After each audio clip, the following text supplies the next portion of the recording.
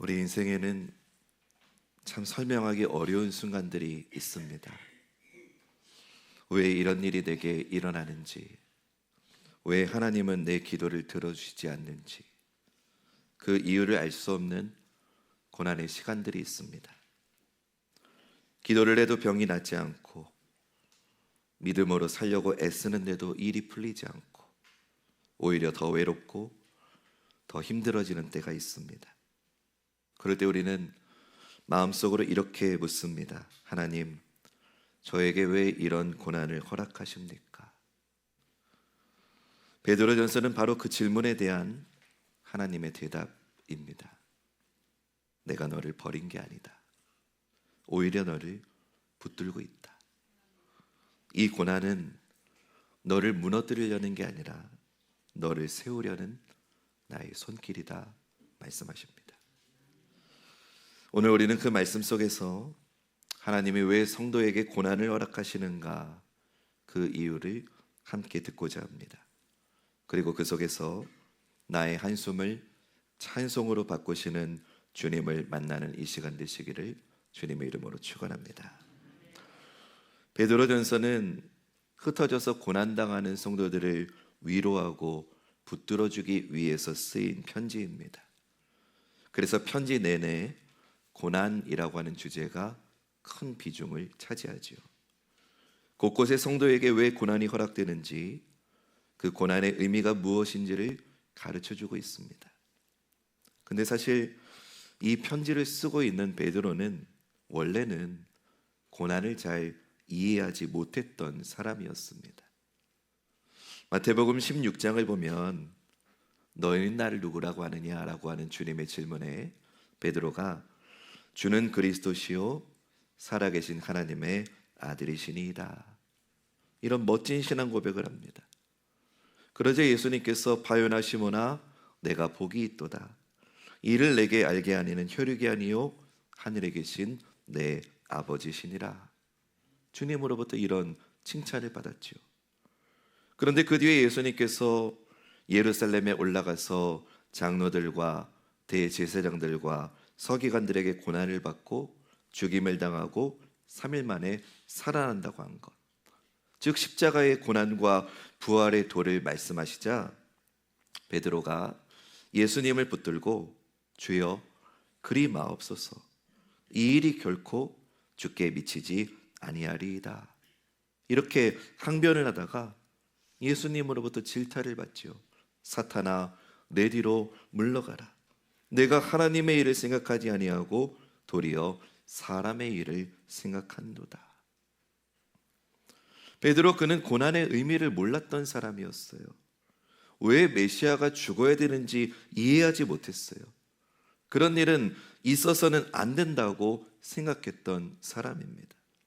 사랑하는 여러분, 성령의 은혜로 신앙 고백을 했어도 하나님의 일을 생각하지 않고 사람의 일을 생각하면 십자가의 도를 이해할 수 없어요.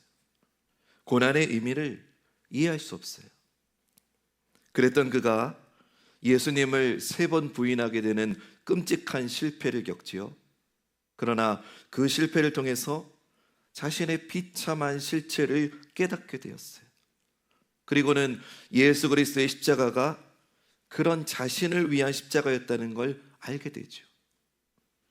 부활하신 예수님께서 갈릴리 바다로 찾아오셔서 내가 나를 사랑하느냐 3번 물으면서 다시 자기를 세워주신 그 은혜를 체험하고서야 비로소 고난의 의미와 십자가의 비밀을 베드로는 깨닫게 됩니다. 그리고는 고난 중에 있는 성도들에게 고난의 의미와 고난의 목적을 말하면서 위로해주고 붙들어주는 베드로는 위대한 고난의 사도가 된 거죠. 여러분, 놀랍지 않습니까? 우리는 왜 베드로전서 편지 서두부터 베드로가 고난을 이야기하는지를 이제야 이해할 수 있습니다. 지난 주일에는 제가 강단에서 설교를 안 했기 때문에 오늘은 좀 베드로전서를 복습하면서 되짚어가면서 설교를 좀 이어가겠습니다. 베드로전서 1장 5절부터 9절까지 말씀, 우리 다소 길지만 앞에 화면 보시면서 읽겠습니다. 시작.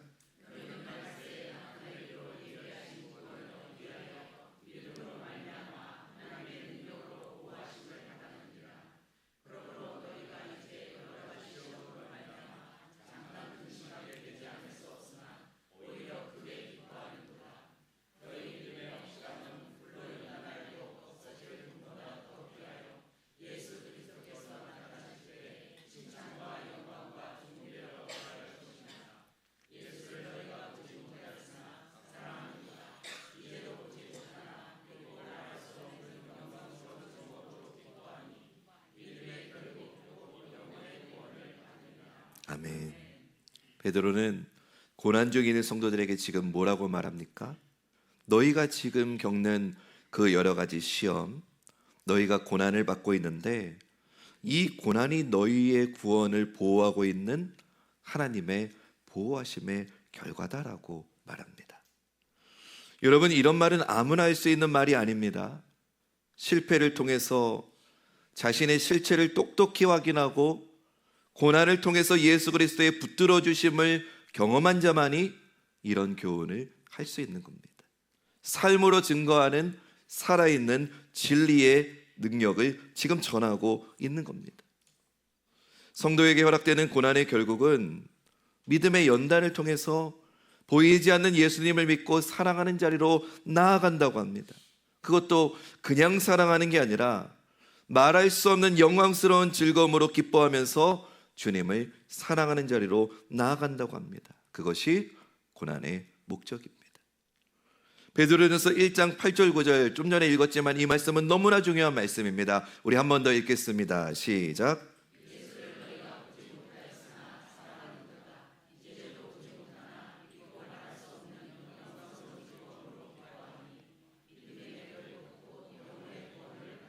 아멘. 믿음의 결국 곧 영혼의 구원이 무엇이냐? 보지 못하는 주님을 사랑하되 말할 수 없는 영광스러운 즐거움으로 기뻐하는 자리로 나아가는 것이라고 합니다. 그것이 믿음의 결국이고 이것이 구원입니다. 이 구원을 베드로는 직접 경험한 겁니다. 그리고 우리의 믿음도 이 자리까지 가도록 계획되어 있습니다. 구원은 그런 겁니다.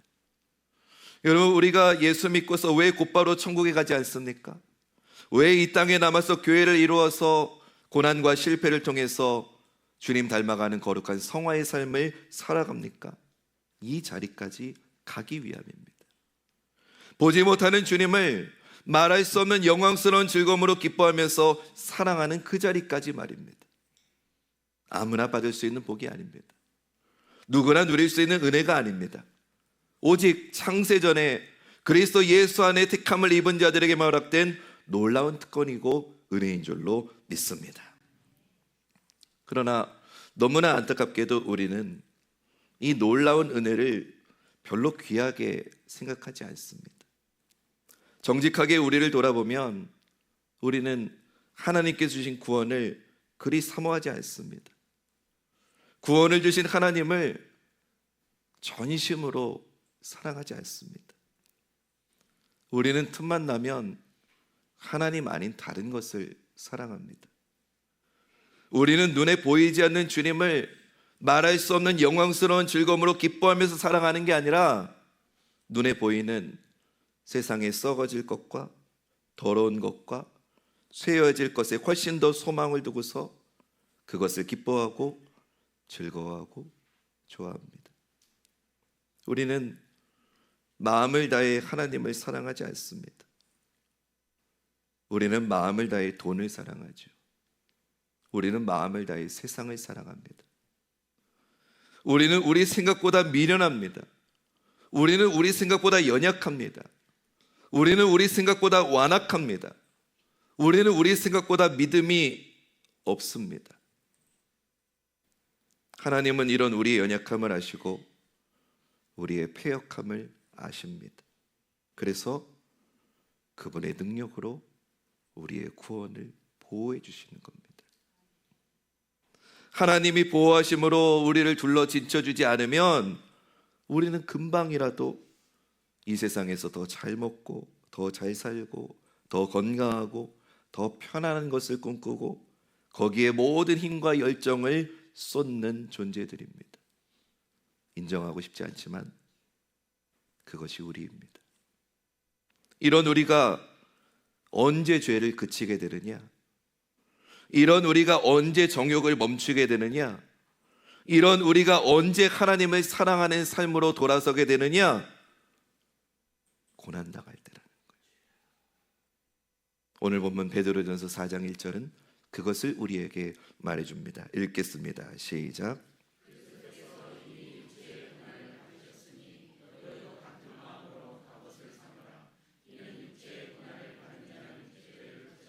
아멘. 육체의 고난을 받은 자가 죄를 그친다고 말씀합니다. 죄는 모든 불행과 비참의 씨앗이지요. 근데 그런 죄를 그치게 하는 게 고난이라고 합니다. 그러니 고난이 은혜이고 복이지 않습니까? 그러나 비록 고난이 우리의 구원을 보호하는 하나님의 은혜임은 맞지만 사실 쉬운 고난은 없지요. 모든 고난은 힘들고 어렵습니다. 그렇게 고난이 찾아오면 우리는 흔들릴 수밖에 없습니다. 그때 무엇이 필요하느냐? 고난의 결과와 고난의 유익을 생각하면서 우리의 마음을 새롭게 무장하는 것이 필요하다는 거예요. 우리말 성경에는 나와 있지 않지만 방금 읽은 1절 이거를 원문으로 보면은 제일 앞에 그러므로라고 하는 접속사가 들어 있습니다. 앞에 달락인 베드로전서 3장 18절부터 22절까지 말씀을 제가 좀 간략하게 요약을 하면 예수 그리스도의 십자가의 고난이 부활을 거쳐서 하나님 보좌 우편에서 우주를 통치하시는 승리의 주님이 되셨던 것처럼 우리보다 앞서 고난당하신 예수 그리스도의 고난이 위대한 승리로 끝이 났기 때문에 그 승리의 선포가 어디까지 전해졌느냐? 옥에 있는 영들에게까지 주님의 승리가 선포되었던 것을 기억하면서 그러므로 같은 마음으로 갑옷을 입으라는 겁니다. 갑옷은 무장하라는 거죠. 예수 그리스도의 고난과 그 고난이 가지고 온 놀라운 승리와 영광을 생각하면서 우리의 마음의 무장을 단단히 하라는 겁니다. 어떻게 무장해야 되느냐? 이 고난이 결코 끝이 아니고 장차 얻을 영광스러운 구원을 향하는 필수 과정이라는 것을 우리는 기억해야 됩니다. 사랑하는 여러분, 우리는 이 고난이 없으면 이미 받은 구원도 장차 받을 구원도 사실은 소중하게 생각하지 않는 존재입니다. 이 고난이 없으면 우리는 죄를 그치지 않는 존재입니다. 쉽게 말해볼까요? 우리 인생에 고난이 없으면 우리는 기도하지 않습니다. 우리 인생에 아픔이 없으면 우리는 하나님을 찾지 않습니다. 지금 내 인생이 내 계획대로, 내 뜻대로, 내 마음대로 되었다면 이 자리에 앉아 계신 분보다 계시지 않을 분들이 더 많습니다. 하나님께서 우리에게 놀라운 승리와 구원의 영광을 주시기 위해 고난을 허락하시는 겁니다. 이 고난을 통해 우리는 죄를 그치고 하나님의 뜻을 향해서 나아가기 위해서 우리의 마음을 단단하게 무장하라는 겁니다. 오늘 본문 2절 말씀 읽겠습니다. 시작.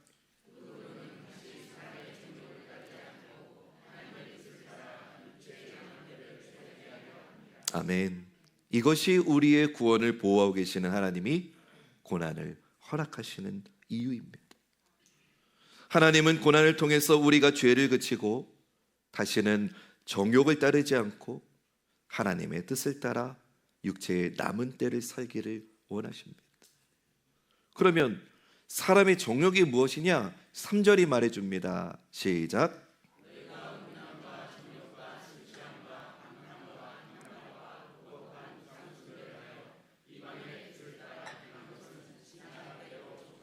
아멘. 음란과 정욕과 술취함과 방탕과 향락과 무법한 우상숭배라고 말합니다.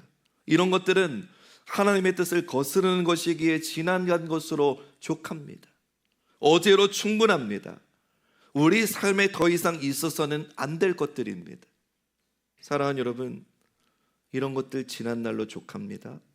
이제 우리는 보지 못하는 주님을 믿고 사랑하며 말할 수 없는 영광스러운 즐거움을 기뻐하면서 사랑하는 삶을 살라 하십니다. 그리스도인에게는 하나님이 자유를 주셨습니다. 진리가 너희를 자유케 하리라. 그 죄는 무슨 자유냐? 죄로부터의 자유이지요. 또 거룩을 향한 자유이지요. 거듭 말씀드리지만 보지 못하는 주님을 말할 수 없는 영광스러운 즐거움으로 기뻐할 수 있도록 하는 자유이지요. 이 자유를 우리가 받은 줄로 믿습니다. 근데 우리가 이 자유를 하나님은 용서의 하나님이라는 걸 방패막이 삼아서 이 자유를 여전히 정욕과 부끄러운 일들과 세상의 너저분한 일들과 더러움을 펼치는 자유로 사용하는 사람들이 너무나 많다는 겁니다. 그러면 안 됩니다. 그 정욕의 자리에서 나와야 됩니다. 벗어나야 됩니다. 오늘 본문의 말씀은 죄를 그치기 위해서 고난을 자초하라는 게 아니에요. 믿음으로 선을 행하면 의로운 고난을 당할 수밖에 없다는 거죠. 베드로전서 2장 21절 말씀 보세요. 이를 위하여 너희가 부르심을 받았으니 그리스도도 너희를 위하여 고난을 받으사 너희에게 본을 끼쳐 어떻게 하겠다고요? 그 자취를 따라오게 하려 하셨다는 거예요. 우리 3장 17절 말씀은 같이 읽겠습니다. 시작.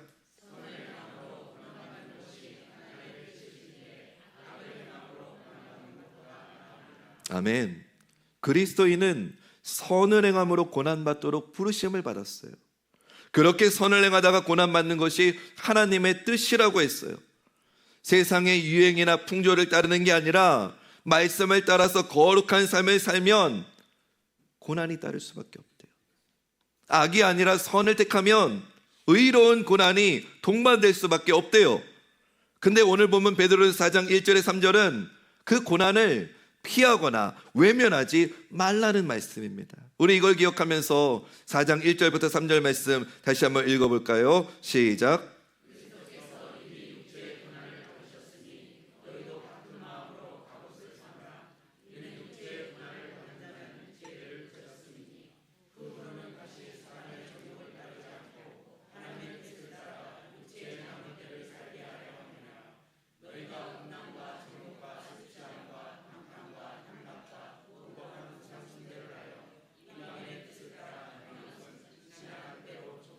아멘.